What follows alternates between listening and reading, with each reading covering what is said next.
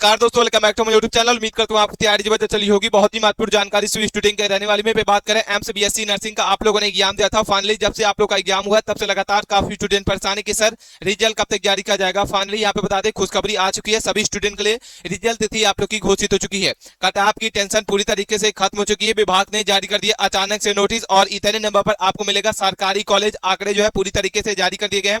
सभी 19 एम्स की कट-ऑफ जो है लिस्ट आपको जो है इस वीडियो के माध्यम से बताएंगे। महासर्वे का डाटा सफल हुआ है। चैनल पे पहली बार विजिट किए हैं तो प्लीज चैनल को सब्सक्राइब कर लीजिए, वीडियो को लाइक कर लीजिए। कोई भी अपडेट है, कोई भी इंफॉर्मेशन है, सबसे पहले इस चैनल के माध्यम से प्रोवाइड की जाती है। अभी तक आपने बहुत जगह कट-ऑफ देखी होगी, जानी होगी, सुनी होगी, लेकिन एक सटीक जानकारी के साथ, सटीक डाटा के साथ, सटीक एनालिसिस के साथ कहीं पे भी एक्चुअल कट-ऑफ की वास्तविकता नहीं मिलेगी। फाइनली कितने नंबर पर आपको कौन सा एम्स कॉलेज मिलेगा, ये डाउट जो है बहुत सारे स्टूडेंट के मन में सवाल है। हजारों के कमेंट्स में यहाँ स्टूडेंट कमेंट कर रहे हैं कि सर मुझे कितने नंबर पर मुझे कौन सा एम्स कॉलेज मिलेगा, कितने नंबर पर मुझे काउंसलिंग करानी होगी और कौन कौन से इंपॉर्टेंट डॉक्यूमेंट होंगे जो मुझे काउंसलिंग के समय रख लेना होगा। अभी से ही रेडी करके सारी जानकारी जो ए टू जेड जानकारी जो है क्लियर करने वाले। एंड सभी लड़कियों जो है मिठाई बांटना शुरू कर दीजिए क्योंकि कट-ऑफ जो है इस बार लड़कियों की बहुत कम जाने वाली है। सभी लड़कियों के लिए यहाँ पे खुशखबरी आ चुकी है। चलिए सबसे बात करते हैं क्या न्यूज़पेपर में जबकि आया हुआ है रिजल्ट आप लोग का कब जारी किया जाएगा। बीएससी नर्सिंग ऑनर्स प्रवेश परीक्षा 2026 नोटिफिकेशन जिले के रिजल्ट और कट-ऑफ तक की पूरी रिपोर्ट आपके साथ साझा करें। चैनल पे पहली बार विजिट किए हैं तो प्लीज चैनल को सब्सक्राइब कर लीजिए, अपने दोस्तों के साथ इस वीडियो को दबा के शेयर करना क्योंकि चैनल पे साथियों आपको बने रहना है क्योंकि कोई भी अपडेट आता है सबसे पहले इस चैनल के माध्यम से प्रोवाइड किया जाता है। रिजल्ट आए, अपडेट आए, नोटिफिकेशन आए, सबसे पहले इस चैनल के माध्यम से प्रोवाइड की जाती है। साथियों क्या न्यूज़पेपर में आया हुआ है, ताजा अपडेट पाने के लिए चैनल को सब्सक्राइब कर लीजिए। लिखा हुआ है नई दिल्ली के लेटेस्ट में अखिल भारतीय आयुर्विज्ञान संस्था एम्स द्वारा आयोजित AIIMS BSc nursing honours entrance exam 2026 इस बार देश भर की छात्राओं और छात्रों के लिए सबसे महत्वपूर्ण नर्सिंग परीक्षा प्रवेश में से एक रही है। लाखों अभ्यर्थियों ने इस परीक्षा को भाग लिया था और प्रवेश परीक्षा अगर बात करते हैं 27 जून को यहाँ पे आयोजित की गई थी। आपकी 27 जून 2026 को सफलतापूर्वक आयोजित की गई थी। अब सभी उम्मीदवारों की निगाहें रिजल्ट और कट-ऑफ पर टिकी हुई है कि आप लोग का रिजल्ट और कब क्या कट-ऑफ रहने वाली है। सबसे पहले बात करते हैं इंपॉर्टेंट डेट के बारे में। अगर बात करते हैं साथियों नोटिफिकेशन आप लोग को जब 25 मार्च को जारी किया गया था। आवेदन जो है 25 मार्च से लेकर यहाँ पे जो है 10 मई तक आवेदन किए गए थे। करेक्शन विंडो आपकी जो 17 से 19 मई तक इसके जो है साथियों यहाँ पे ओपन थे। इसके बाद एडमिट का आपकी जो यहाँ पे 19 जून को राजी किया गया था, यानी एडमिट का आपको जो है 19 जून को रिलीज किया गया था। प्रवेश परीक्षा जो आपकी 27 जून को आप लोग का एग्जाम जो है हो चुका है और जब से स्टूडेंट का यहाँ पे एग्जाम हुआ तब से लगातार काफी स्टूडेंट परेशान है। साथियों रिजल्ट अगर बात करते हैं आप लोग का रिजल्ट जो है 8 जुलाई, जी हाँ साथियों डेट नोट करके रख लेना होगा। 8 जुलाई 2026 को आप लोग का रिजल्ट जो है जारी किया जा रहा है। उसके बाद जो है आप लोग अपनी काउंसलिंग करा पाएंगे। परीक्षा से जुड़ी मुख्य जानकारी अगर बात करते हैं परीक्षा का नाम आपको जो है AIIMS BSc nursing honours entrance exam 2026 है। परीक्षा का जो मोड है ऑनलाइन सीबीटी मोड में कंप्यूटर बेस्ड टेस्ट पे आप लोग का एग्जाम कंडक्ट कराया गया था। परीक्षा की अवधि अगर बात करते हैं 2 घंटे 120 मिनट का था और टोटल आपकी बात करते हैं 100 आपके जो है 100 क्वेश्चन पूछे गए थे। लैंग्वेज अगर बात करते हैं हिंदी और इंग्लिश दोनों लैंग्वेज में आपका एग्जाम हुआ था और सही उत्तर पर आपको 1 मिलेगा और नेगेटिव मार्किंग आपकी जो है 1/3 आपकी नेगेटिव मार्किंग थी। बहुत सारे स्टूडेंट काफी कंफ्यूज थे कि सर नेगेटिव मार्किंग है या नहीं है। बिल्कुल भाई यहाँ पे नेगेटिव मार्किंग 1/3 आपकी नेगेटिव मार्किंग भी रही थी जिसके वजह से बहुत सारे स्टूडेंट के यहाँ पे जो मार्क्स में घटाव देखने को मिलेगा। विषयवार अगर बात करते हैं तो आपके फिजिक्स जो है 30 क्वेश्चन पूछे गए थे, केमिस्ट्री आपकी 30 क्वेश्चन पूछी गई थी, जीव विज्ञान आपके जो है 30 क्वेश्चन और 10 क्वेश्चन आपके जो है जनरल नॉलेज के आपके पूछे गए थे। इस तरीके से आपके 100 क्वेश्चन आपके पूछे गए थे 120 मिनट। सिलेक्शन प्रोसेस के बारे में अगर बात करते हैं आप लोग का सिलेक्शन प्रोसेस क्या रहेगा ए टू जेड जानकारी समझ लेना। अगर हम बात करते हैं मिनिमम क्वालिफाइंग मार्क्स न्यूनतम योग्यता अंक जो है जनरल और ईडब्ल्यूएस के लिए यहाँ पे 50% रहेगा, यानी 50% से अगर आपका कम है तो आप किसी भी प्रकार का यहाँ पे काउंसलिंग में आप भाग नहीं ले पाएंगे। ओबीसी की बात करते हैं 45% रहेगा और एससी एसटी के लिए 40% जो है मिनिमम क्वालिफाइंग मार्क्स रहेगा। अगर इसके ऊपर है यानी इतने नंबर अगर आपके हैं तो आप जो है यहाँ पे आप काउंसलिंग के लिए योग्य रहेंगे। उसके बाद बात करते हैं मेरिट लिस्ट के बारे में तो आपकी जो दूसरे नंबर पर मेरिट लिस्ट होगी एम्स द्वारा अखिल भारतीय मेरिट सूची जारी की जाएगी। सामान्य अंक के होने पर बायोलॉजी में अधिक अंक वाले अभ्यर्थियों की प्राथमिकता ज्यादा पहले मिलेगी। ऑनलाइन काउंसलिंग होगी, जैसे आप लोग यहाँ पे जो मेरिट सूची के बाद ऑनलाइन काउंसलिंग होगी। आधिकारिक वेबसाइट पर रजिस्ट्रेशन पर अपना जो पसंदीदा एम्स संस्थाओं का चयन करना होगा, आप चॉइस फिलिंग करेंगे। उसके बाद जो है दस्तावेज सत्यापन होगा, आपका डीवी होगा, मूल प्रमाण पत्र के साथ आपका जो है मेडिकल परीक्षण भी आपका कराया जाएगा और उसके बाद जो है आपका प्रवेश सुनिश्चित किया जाएगा। निर्धारित शुल्क जमा करने के बाद संबंधित एम्स संस्था में आपका प्रवेश जो है सुनिश्चित माना जाएगा। रिजल्ट और कट ऑफ को लेकर काफी स्टूडेंट परेशान है कि सर रिजल्ट और क्या कट ऑफ रहेगी। तो आपको बता दें विभागीय सूत्रों के अनुसार रिजल्ट जो है 8 जुलाई 2026 शाम के 8 बजे तक आप लोग को जो है रिजल्ट जारी करने की संभावना है। और इस बार कट ऑफ अपेक्षाकृत कम रहने की संभावना जताई जा रही है, क्योंकि लगभग 75% अभ्यर्थियों के अंक जो है 25 नंबर से कम बताए जा रहे हैं। रिजल्ट जारी होने के बाद ऑनलाइन काउंसलिंग एवं सीट आवंटन प्रक्रिया शुरू हो जाएगी और रिजल्ट के बाद जो ऑनलाइन काउंसलिंग आपकी होगी। कौन कौन से इंपॉर्टेंट डॉक्यूमेंट होंगे जो आपको रेडी करके रख लेना होगा। साथियों यहाँ पे निष्कर्ष के बारे में बात करते हैं, क्या निष्कर्ष निकल के आ रहा है। एम्स बीएससी नर्सिंग ऑनर्स प्रवेश परीक्षा 2026 इस बार कई मायनों में महत्वपूर्ण अहम रही है। आवेदन से लेकर परीक्षा तक की पूरी प्रक्रिया जो है समय पर पूरी हो चुकी है।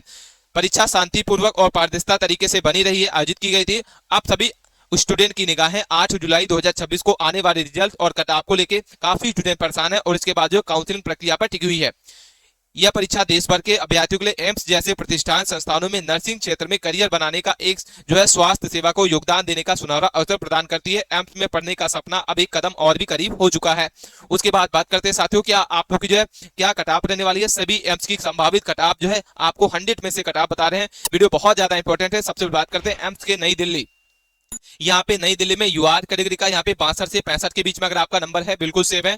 ओबीसी 60 से 63 के बीच में, ईडब्ल्यूएस 58 से 61 के बीच में, ओबीसी जो है आपको बता दिए एससी के लिए 54 से 57 और एसटी के लिए 50 से 53 के बीच में। जोधपुर एम्स की बात करते हैं 61 से 64 के बीच में यूआर कैटेगरी का रहेगा। 59 से 62 के बीच में ओबीसी, 57 से 60 के बीच में ईडब्ल्यूएस का रहेगा। 53 से 56 एससी और 49 से 52 आपका एसटी कैंडिडेट। एम्स भोपाल की अगर बात करते हैं 61 से 64 के बीच में यूआर कैटेगरी, 58 से 61 ओबीसी, 56 से 59 के बीच में ईडब्ल्यूएस का रहेगा। 52 से 55 एससी और 49 से 52 के बीच में एसटी कैंडिडेट। एम्स भुवनेश्वर की बात करते हैं तो यहाँ पे आपको 60 से 53 नंबर आपका यूआर कैटेगरी का रहेगा। एंड अगर बात करते हैं 57 से 60 के बीच में ओबीसी रहेगा। 55 से जो है 58 के बीच में ईडब्ल्यूएस का रहेगा। 51 से 54 के बीच में एससी कैटेगरी का रहेगा। एसटी के लिए यहाँ पे जो 48 से 51 के बीच में। ऋषिकेश की बात करते हैं तो यहाँ पे एम्स ऋषिकेश में 59 से 62 के बीच में यूआर कैटेगरी, 56 से 59 के बीच में जो है ओबीसी, 55 से 58 के बीच में ईडब्ल्यूएस का रहेगा। 50 से 53 एससी कैटेगरी और 47 से 50 के बीच में एसटी कैंडिडेट। उसके बाद बात करते हैं पटना के यहाँ पे जो है यूआर कैटेगरी जो है 58 से 61 के बीच में है। ईडब्ल्यूएस की अगर बात करते हैं तो यहाँ पे 55 से 58, उसके बाद 54 से 57, 49 से आपका 52 और 46 से 49 के बीच में एसटी कैंडिडेट। रायपुर की बात करते हैं एम्स रायपुर में आपको जो यहाँ पे 57 से जो है 60 के बीच में यूआर कैटेगरी का रहेगा। उसके बाद जो है आपको 54 से 57 के बीच में, 53 से 56 के बीच में, 48 से 51 के बीच में, 45 से 48 के बीच में। नागपुर की बात करते हैं एम्स नागपुर में आपको जो है यहाँ पे 56 से 59 के बीच में रहेगा यूआर कैटेगरी का। उसके बाद आपको कैटेगरी वाइज आपको दिख रहा होगा ओबीसी, ईडब्ल्यूएस, एससी, एसटी का। इसके बाद गोरखपुर की बात करते हैं तो यहाँ पे आपको जो है 55 से 58 के बीच में है। 52 से 55 के बीच में जो ओबीसी, 51 से 54 के बीच में ईडब्ल्यूएस रहेगा। 46 से 49 के बीच में एससी और एसटी के लिए 43 से 46 के बीच में। एम्स बांटिया की बात करते हैं तो यहाँ पे 54 से आपको 57 के बीच में यूआर कैटेगरी रहेगा। इसके बाद 51 से 54 आपका ओबीसी रहेगा। 50 से 53 ईडब्ल्यूएस का रहेगा। 45 से 48 एससी और 42 से 45 आपका एसटी कैंडिडेट। कल्याणी की बात करते हैं तो यहाँ पे यूआर कैटेगरी का आपको 53 से जो है 56 के बीच में। बाकी कैटेगरी वाइज आपको देख लेना होगा। 50 से 53 आपका जो है ईडब्ल्यू का रहेगा। 49 से 52 के बीच में ओबीसी का रहेगा। 44 से 47 के बीच में आपको जो है एससी और एसटी की बात करते हैं 51 से 41 से 44 के बीच में। एम्स देवघर की बात करते हैं तो यहाँ पे आपको दिख रहा होगा 52 से 55 के बीच में यूआर कैटेगरी का रहेगा। 49 से 52 के बीच में आपको यहाँ पे किसका रहेगा, ईडब्ल्यू का रहेगा। और ओबीसी का आपको जो है 48 से 51 के बीच में, 43 से 46, 40 से 43। इसके बाद बात करते हैं मंगलागिरी की तो यहाँ पे आपको दिख रहा होगा मंगलागिरी की 51 से 54 के बीच में है यूआर कैटेगरी। 48 से 51, 47 से 50, 42 से आपको जो है 45 और इसके बाद जो है यहाँ पे 39 से 42 के बीच में। बीबी नगर की बात करते हैं तो यहाँ पे आपको दिख रहा होगा 50 से 53 के बीच में यूआर कैटेगरी का रहेगा। यूआर की अगर बात करते हैं इसके बाद जो है ईडब्ल्यूएस की बात करते हैं तो यहाँ पे 47 से 50 के बीच में, ओबीसी 46 से 49 के बीच में, एससी के लिए 41 से 42, 45 के बीच में और 30 से 41 के बीच में एससी कैंडिडेट। उसके बाद बात करते हैं साथियों यहाँ पे आपको दिख रहा होगा टॉप पसंद कॉलेज। टॉप में आपके 5 कौन कौन से कॉलेज हैं जिसको आपको पहली चॉइस में आपको भरना होगा। सबसे पहले दिल्ली है, उसके बाद जोधपुर है, भोपाल है, भुवनेश्वर है, ऋषिकेश छात्रों की पहली पसंद होती है। और यहाँ 100 में से आपको बात करते हैं 56 से 65 के बीच में आप जो है सीट भर जाती है। अगर आपके इतने नंबर है तो यहाँ पे टॉप 5 कॉलेज में आप क्या कर सकते हैं, काउंसलिंग करा सकते हैं। नए और दूर दराज एम्स की अगर बात करते हैं कल्याणी, देवघर, मंगलागिरी, बीबी नगर जैसे टॉप कॉलेज में से आपकी कट ऑफ थोड़ी सी कम रहती है। जिसमें अगर बात करते हैं कैटेगरी वाइज, अगर यूआर की बात करते हैं जनरल कैटेगरी की तो 50 से 54 के बीच में जो है यहाँ पे सीट जो है पूरी उम्मीद रहती है कि मिल जाती है। उसके बाद बात करते हैं यहाँ पे क्या रैंक पर आपको जो है कितने नंबर पर आपको कौन सी रैंक पर आपको जो है मिलेगा। सबसे पहले बात करते हैं सबसे पहले यहाँ पे सभी एम्स की संभावित क्लोजिंग रैंक आपको लिस्ट आपको जो है दिखा रहे हैं। सबसे पहले बात करते हैं नई दिल्ली की तो यहाँ पे यूआर के लिए 1 से 100 के बीच में रैंक रहेगी। 100 से 150 के बीच में ओबीसी रहेगा।